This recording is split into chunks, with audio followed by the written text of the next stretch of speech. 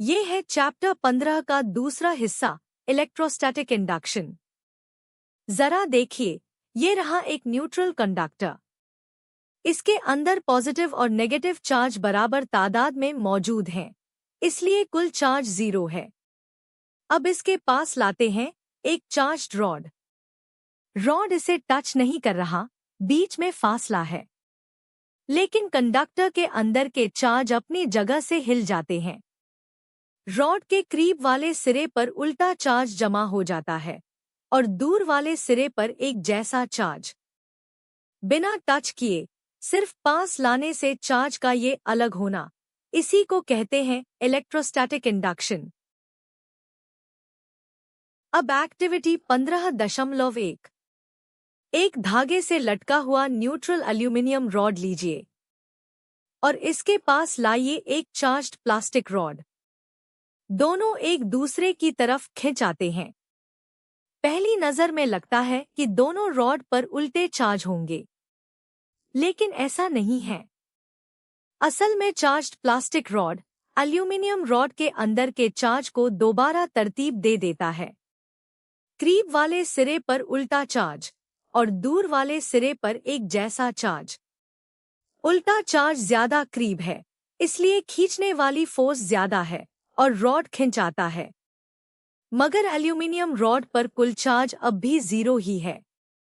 तो याद रखिए, सिर्फ खिंचाव देखकर ये तय नहीं होता कि कोई चीज चार्ज्ड है। ये रिलायबल टेस्ट नहीं है। अब एक्टिविटी 15.2 यानी फिगर 15.5। दो मेटल स्फीयर लीजिए, ए और बी, और इनको इंसुलेटेड स्टैंड पर इस तरह रखिए कि दोनों एक दूसरे से मिले हुए हों। अब स्फीयर ए के करीब लाइए एक पॉजिटिव चार्ज वाला रॉड। ये रॉड नेगेटिव चार्ज को अपनी तरफ खींचता है और पॉजिटिव चार्ज को परे धकेल देता है, क्योंकि उल्टे चार्ज अट्रैक्ट करते हैं और एक जैसे चार्ज रिपेल। तो नेगेटिव चार्ज जमा हो जाता है स्फीयर ए की बाईं सरफेस पर, जो रॉड के करीब है, और पॉजिटिव चार्ज चला जाता है स्फीयर बी की दाईं सरफेस पर। अब रॉड को वहीं रखते हुए दोनों स्फीयर को अलग कर दीजिए। टेस्ट करने पर दोनों उल्टे चार्ज वाले निकलेंगे। आखिर में रॉड हटा दीजिए। अब हर स्फीयर का चार्ज उसकी अपनी सरफेस पर बराबर फैल जाता है। दोनों पर बराबर और उल्टा चार्ज आ गया, और इसी को कहते हैं चार्जिंग बाय इंडक्शन। अब आते हैं चार्जिंग बाय इंडक्शन और अर्थिंग की तरफ।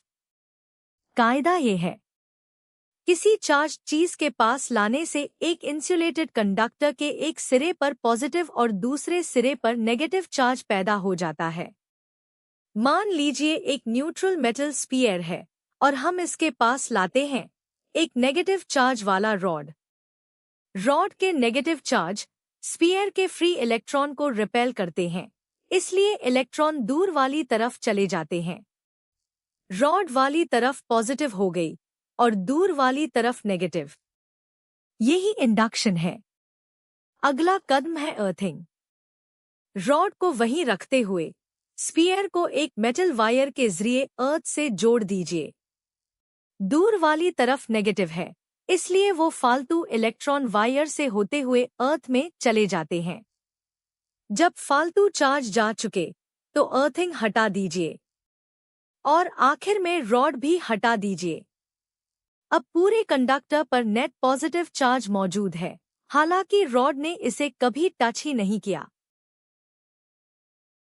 तो खुलासा, और दाईं तरफ देखते रहिए, वहां इंडक्शन बार बार होता रहेगा। पहली बात, चार्ज चीज पास लाने से कंडक्टर के चार्ज दो सिरों पर बंट जाते हैं। इसी का नाम इलेक्ट्रोस्टैटिक इंडक्शन है। दूसरी बात, सिर्फ अट्रैक्ट होना ये साबित नहीं करता कि चीज चार्ज्ड है।